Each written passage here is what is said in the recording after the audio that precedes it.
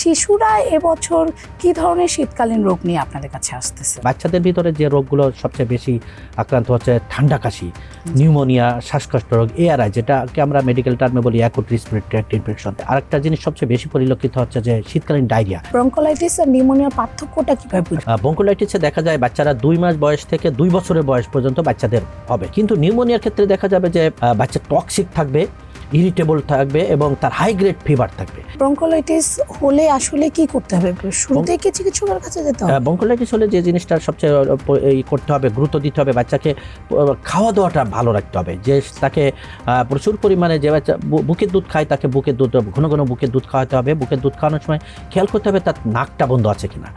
শিশু ডায়রিয়া হলে কি করবে? ডায়রিয়ার জন্য বাচ্চাদের সাধারণত ঘন ঘন পায়খানা করতে থাকে, অল্প অল্প পায়খানা, ঘন ঘন পায়খানা। পায়খানার রংটা সাধারণত নীলাভ বর্ণের হতে পারে। ঘন ঘন তাকে বুকের দুধ খাওয়াতে হবে। যারা বুকের দুধ খায় 6 মাসের উপরে যে বাচ্চাগুলো, বুকের দুধের পাশাপাশি ফ্যামিলি ফুড দিতে হবে।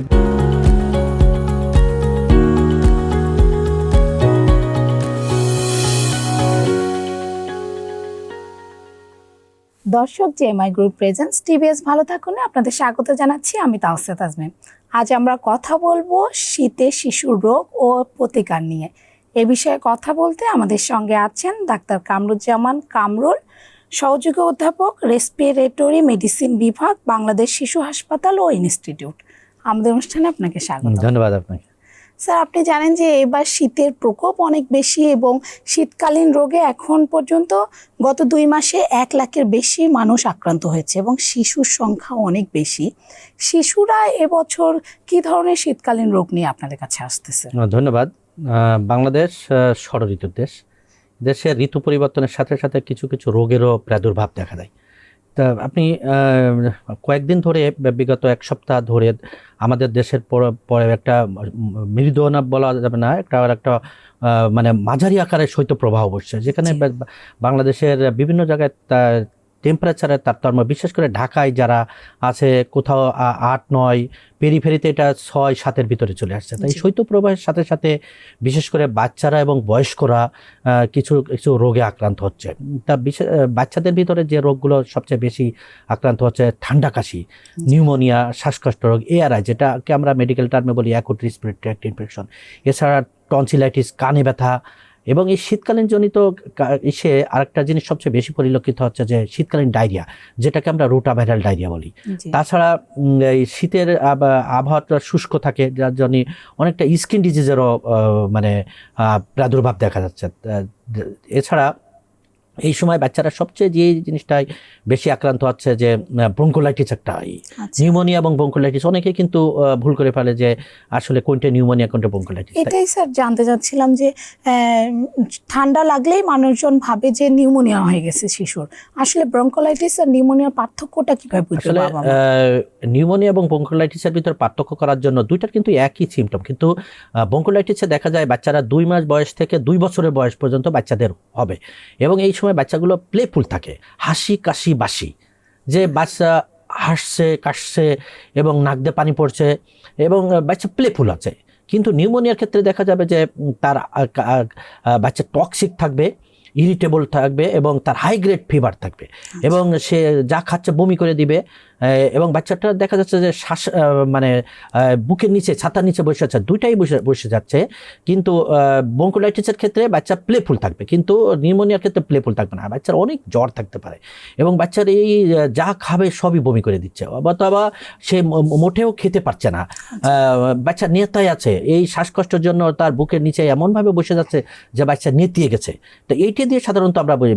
ব্রঙ্কোলাইটিসের ক্ষেত্রে দেখা যায় যে অধিকাংশ সাধারণত ভাইরাস কজ দ্বারা হয়, কিন্তু নিউমোনিয়া ভাইরাস, ব্যাকটেরিয়া এবং আদার্স কজ দ্বারা হতে পারে, কিন্তু ব্রঙ্কোলাইটিস অলওয়েজ ভাইরাস কজ দ্বারা। একে নিয়ে বলে রাখা ভালো যে এটা সাধারণত রেসপিরেটরি সিনসাইটিয়াল ভাইরাস, তারপরে অ্যাডিনো ভাইরাস, বিভিন্ন ভাইরাস দ্বারা সাধারণত ব্রঙ্কোলাইটিস হয়। আচ্ছা আচ্ছা। তো এই ব্রঙ্কোলাইটিস হলে আসলে কি করতে হবে? শুরুতেই কি চিকিৎসকের কাছে যেতে হবে? ব্রঙ্কোলাইটিস হলে যে জিনিসটা সবচেয়ে করতে হবে, গুরুত্ব দিতে হবে, বাচ্চাকে খাওয়া দাওয়াটা ভালো রাখতে হবে। যে তাকে প্রচুর পরিমাণে, যে বাচ্চা বুকের দুধ খায় তাকে বুকের দুধ ঘন ঘন বুকের দুধ খাওয়াতে হবে। বুকের দুধ খাওয়ানোর সময় খেয়াল করতে হবে তার নাকটা বন্ধ আছে কিনা। যদি নাক বন্ধ থাকে তাহলে তাকে নাক পরিষ্কার করে দিতে হবে। যে 6 মাসের যে বাচ্চাগুলো নিচেই বয়স তাদেরকে আমরা যারা বুকের দুধ খাবে বুকের দুধ খাওয়াতে হবে, পর্যাপ্ত পরিমাণে বুকের দুধ খাওয়াতে হবে। প্রতিবার দুধ খাওয়ানোর পরে আগে তার নাকটা পরিষ্কার করে নিতে হবে।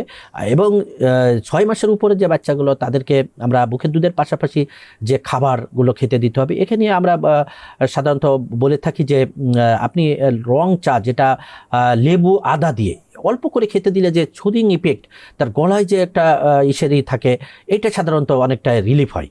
আর এই ব্রঙ্কোলাইটিসও অনেক সময় মারাত্মক আকারে ধারণ করে, যেটা হলো যে তার যদি শ্বাস প্রশ্বাস বেশি হয়, তারপরে তার অক্সিজেন স্যাচুরেশন কমে গেছে, তার বুকের ছাতা নিচে বসে যাচ্ছে, বাচ্চা খেতে পারছে না, তাহলে কিন্তু তাকে আর বাসায় রাখা যাবে না, তাকে হসপিটালাইজ, নিকটবর্তী চিকিৎসক এবং অথবা হসপিটালে শরণাপন্ন হতে হবে। আচ্ছা আচ্ছা।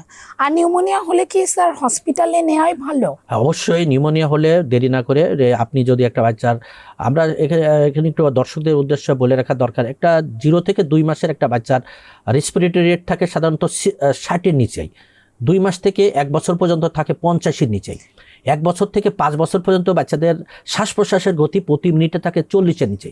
আপনার কাছে যদি কোনো কারণে পরিলক্ষিত হয় আপনার বাচ্চার শ্বাস প্রশ্বাসের গতি প্রতি মিনিটে এই যে এর বেশি বেড়ে যাচ্ছে, 60, 50 এবং 40-এর বেশি বেড়ে যাচ্ছে, তাহলে বুঝতে হবে আপনার বাচ্চার শ্বাস প্রশ্বাসের কষ্ট হচ্ছে, যেটাকে আমরা মেডিকেলটাকে বলি ট্যাকিপনিয়া। তাছাড়া যে তার যা খাচ্ছে বমি করে দিচ্ছে, অথবা প্রতিবার শ্বাস নেওয়ার সময় বুকে ছাতার নিচে বসে যাচ্ছে, তাহলে তার নিউমোনিয়া পরিলক্ষিত হবে। এবং বাচ্চা যে আননেসেসারি ফ্যাটিক, লেথার্জিক, সে খেতে পারছে না, যা খাচ্ছে বমি করে দিচ্ছে, তাহলে এটা নিউমোনিয়ার লক্ষণ। এবং এগুলো দেরি না করে, এবং বুকের ভিতর এক ধরনের শব্দ আসছে, যেটাকে আমরা স্ট্রয়েডার বলি, যে তাহলে দেরি না করে আপনি নিকটবর্তী চিকিৎসকের শরণাপন্ন হতে হবে। চিকিৎসক ডিসিশন নেবে যে আপনার বাচ্চার অ্যাকচুয়ালি নিউমোনিয়া হয়েছে কিংবা ব্রঙ্কোলাইটিস হয়েছে, এটা ডিফারেন্সিয়েট করে তাকে হসপিটালাইজ করবে। স্যার শীতে তো শীতকালীন ডায়রিয়াও অনেক বেড়ে গেছে এখন, শিশু ডায়রিয়া হলে কি করবে বাবা মা? এখন শীতকালীন যে ডায়রিয়াগুলো হয় বেশিরভাগই ভাইরাসজনিত কজের জন্য হয়। তাই এই ডায়রিয়ার জন্য বাচ্চাদের সাধারণত ঘন ঘন পায়খানা করতে থাকে, অল্প অল্প পায়খানা, ঘন ঘন পায়খানা, পায়খানার রঙটা সাধারণত নীলাভ বর্ণের হতে পারে। তো এই যে ঘন ঘন তাকে বুকের দুধ খাওয়াতে হবে। যারা বুকের দুধ খায় 6 মাসের উপরে যে বাচ্চাগুলো, বুকের দুধের পাশাপাশি যে খাবার ফ্যামিলি ফুড দিতে হবে। বিশেষ করে আমরা বলি যে কাঁচকলার তরকারি, গ্রিন ব্যানানা মাস্ট করে খেতে দেন, এবং যে পরিমাণ পানি তার শরীর থেকে বেরিয়ে যাচ্ছে সেটা তাকে প্রতিবার পাতলা পায়খানার পরে সমপরিমাণ মানে পানি, মানে স্যালাইন তাকে খাওয়াতে হবে। এখানে একটা জিনিস, স্যালাইন স্যার বড়দের স্যালাইন খাওয়াবে বাচ্চাদের জন্য যে নিও স্যালাইন। এখানে আরেকটা জিনিস একটু দর্শকদের জন্য বলে রাখা দরকার, যে আমাদের দেশে পরিলক্ষিত হয় অনেককেই যে বাচ্চা অল্প করে পায়খানা করে, সে কি করে, স্যালাইনের যে প্যাকেট আছে এই প্যাকেট থেকে অল্প করে স্যালাইন নিচ্ছে, অল্প একটু পানির ভিতরে গোলায় খাচ্ছে, কিন্তু অ্যাকচুয়ালি এটা নিয়ম না। এই স্যালাইনের গায়ে যতটুকু পানির ভিতরে, আধা লিটার পানির ভিতরে গোলানোর কথা আছে, যদি নির্দেশনা থাকে, তো আধা লিটার পানিতে গুলিয়ে একবার সম্পূর্ণটা গুলিয়ে নিতে হবে, নিয়ে প্রতিবার পাতলা পায়খানার পর ওখান থেকে খাওয়াতে হবে। এবং এই একটা স্যালাইন গোলালে সাধারণত 6 থেকে 8 ঘন্টা পর্যন্ত রেখে দেওয়া যায় এই শীতকালের সময়, সেই জন্য এইটা করতে হবে। আর এই যে বারবার যদি স্যালাইন অল্প অল্প করে স্যালাইন একটু পানি দিয়ে গোলায় খাওয়ানো হয়, তাহলে তার কিন্তু হাইপারনেট্রিমিয়া নামে একটা সমস্যা হতে পারে, যেটা একটা মানে জীবনহানির সম্ভাবনা থাকে। মানে সঠিক নিয়মে স্যালাইন না খাওয়ালে সেটা আরো বেশি ঝুঁকি হতে পারে। আচ্ছা স্যার, আপনি বললেন যে ডায়রিয়ার একটা প্রকোপ থাকে, অ্যাজমার সমস্যায় তো অনেক শিশু ভোগে, তাদের কি শীতকালে আরো এই সমস্যাটা বেড়ে যায়? ধন্যবাদ। যাদের কোল্ড অ্যালার্জি আছে এবং শীতকালে যেহেতু বায়ুমণ্ডলে ধূলিকণার পরিমাণ বেশি থাকে, তা এই সময় সাধারণত বাচ্চাদেরকে, যারা অ্যাজমাটিক প্রবলেম ভুগছে, অ্যাটোপিক প্রবলেমে ভুগছে, তাদেরকে এই সময় সাধারণত মানে ট্রিগারিং ফ্যাক্টর হিসাবে এটা কাজ করে, তার অ্যাজমাটিকের প্রবলেমটাকে আরো বাড়িয়ে দেয়। তো এই সময় সাধারণত অ্যাজমার রোগীদের শ্বাসকষ্টটা আরেকটু বাড়ে। সেই জন্য যাদের অ্যাজমা আছে তাদেরকে একটু নিয়মকানুন মেনে চলতে হবে। বাইরে যাওয়ার সময় যে বাচ্চাগুলো আছে, বিশেষ করে বড়রা ছোটরা যারাই আছে, এই মাস্ক ইউজ করবে। শীতের ভিতরে মানে ঠান্ডা কোল্ড যাতে না হয়, এক্সপোজ না হয়, এগুলো খেয়াল করতে হবে। এবং তার যে মেডিসিনগুলো দেওয়া আছে, তার আগের থেকে যে প্রেসক্রাইব করা আছে, এইগুলো সে নিজেই ভালোভাবে নিতে হবে। এবং বাসায় যদি একটা পিক ফ্লোমিটার, যে বাচ্চাগুলো এবং বড়রা যদি পিক ফ্লোমিটার রাখে, এখানে 3টে নির্দেশনা আছে। একটা যদি আমি ফু দিই, এখান থেকে দেওয়ার পরে একটা সবুজ আছে, একটা হলুদ আছে, একটা লাল আছে। তা যদি আমার যেটা সবুজ ফু দেওয়ার পরে এখানে একটা ইন্ডিকেটর আছে, ইন্ডিকেটরটা যদি সবুজটা অতিক্রম করে, তার মানে আমার অ্যাজমা কন্ট্রোল আছে, আমার যেভাবে ট্রিটমেন্ট চলতেছে এই ট্রিটমেন্ট চলতে থাকবে। যদি এটা হলুদ, তার মানে এটা আমার যে কোনো মুহূর্তে এটা অ্যাকুট এক্সাজারবেশন হতে পারে। তাহলে আমি যে মেডিসিন আমাকে চলছে এই মেডিসিন সাধারণত ডোজটাকে দ্বিগুণ করতে হবে। আর যখন লাল এই ইন্ডিকেটরটা লাল গিয়ে পৌঁছাবে তখন কিন্তু আমার অ্যাজমা কন্ট্রোল নাই, তখন অবশ্যই ডাক্তারের কাছে যেতে হবে, চিকিৎসকের শরণাপন্ন হতে হবে, কারণ যে কোনো মুহূর্তে এই অ্যাজমাটাকে তাকে অ্যাকুট এক্সাজারবেশন এবং সিভিয়ার অ্যাজমা পর্যায়ে চলে যেতে পারে। আচ্ছা স্যার, শীতকালে আসলে শিশুর যত্নে কি করতে হবে যাতে শিশুর ঠান্ডা না লাগে? ধন্যবাদ। শীতকালে শিশুর যত্নের ক্ষেত্রে যেটা হলো যে এখন আননেসেসারি বাইরে মার্কেট প্লেসে বিভিন্ন জায়গায় বাচ্চাদেরকে নিয়ে ঘোরা যাবে না, বাচ্চাদেরকে বাসায় রাখতে হবে, ওয়েল ভেন্টিলেটেড রুমে রাখতে হবে। অনেকে এখন এই যে একটু শৈত্যপ্রবাহ হচ্ছে চারিদিক থেকে জানলা দরজা কিন্তু বন্ধ করে রাখে, এটা কিন্তু উচিত না।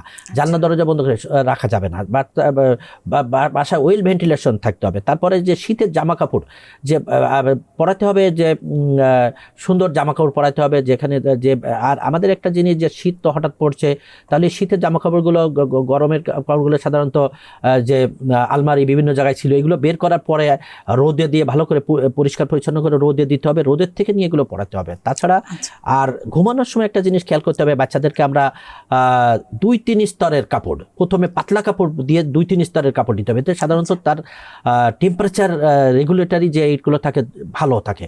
এবং পুরা কাপড় পরানো যাবে না, যেমন অনেক মোটা কাপড় পরালে সাধারণত সে ঘেমে যাওয়ার সম্ভাবনা থাকলে তাতে আরও তার ঠান্ডা লেগে আবার অসুস্থ হয়ে যাওয়ার সম্ভাবনা। স্যার, এই ঘুমানোর কথাটাই আমাকে আরেকজন আমার কাছে প্রশ্ন করেছিল, আমাদের পরিচিত একজন, যে শিশুরা তো লেপ কম্বল রাখতে চায় না, তখন আসলে কি করা উচিত? যদি বাসায় টেম্পারেচার রেগুলার থাকে, যে বাচ্চাদের এটা একটা নর্মালি অল্পতে গরম হয়ে যায়, গরম হয়ে গেলে সাধারণত এরা লেপ তশকগুলো ফিরে দেয়, তাকে বারবার খেয়াল করতে হবে যাতে সে ঠান্ডা যাতে না হয়ে যাচ্ছে, তার জন্য বারবার তাকে কম্বল অথবা লেপের ভিতর রাখতে হবে। তাছাড়া কাপড় পরায় রাখতে হবে, আমি যেটা বলছিলাম লেয়ার বিশিষ্ট কাপড়, যে প্রথমে একটা গেঞ্জি তারপর একটা আরেকটা পাতলা কাপড়, এইভাবে পরালে সাধারণত এই সমস্যাগুলো হয় না। আচ্ছা স্যার, শিশুর রোগ প্রতিরোধ ক্ষমতা বাড়াতে কি ধরনের খাবার খাওয়ানো উচিত? ধন্যবাদ, খুব একটা সুন্দর প্রশ্ন। যে এই সময় রোগ প্রতিরোধ ক্ষমতা বাড়ানোর জন্য প্রচুর পরিমাণে বাচ্চাদেরকে সিজনাল যে শাকসবজিগুলো আছে এগুলো খাওয়াতে হবে, তারপরে জিঙ্ক জাতীয় খাবার খাওয়াতে হবে, তাছাড়া মাছ মাংস ফলমূল এগুলো খাওয়াতে হবে। আর যে বাচ্চাগুলো বুকের দুধ খাবে তাদেরকে তো ঘন ঘন বুকের দুধ খাওয়াতে হবে, 6 মাস পর্যন্ত এক্সক্লুসিভলি ব্রেস্ট ফিডিং করাতে হবে। তারপরে যে ইপিআই শিডিউলের যে টিকাগুলো, এই টিকাগুলো দিতে হবে।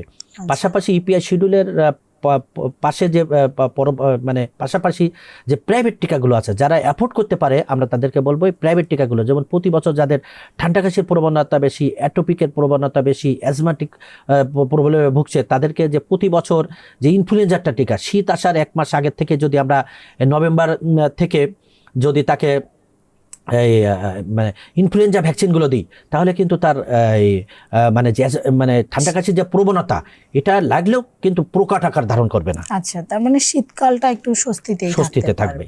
স্যার, আপনি জানেন যে এখন স্কুলগুলো খুলে গেছে, স্কুল যাওয়া শুরু করছে বাচ্চারা, তাদের জন্য বাবা মাদের কি? ধন্যবাদ। দীর্ঘদিন স্কুল বন্ধ ছিল, রেজাল্টের পরে আবার নতুন বছর শুরু হয়েছে, এখন স্কুল হয়ে গেছে, এই সময় শৈত্যপ্রবাহ হচ্ছে, বাচ্চাদের স্কুলেও যেতে হচ্ছে।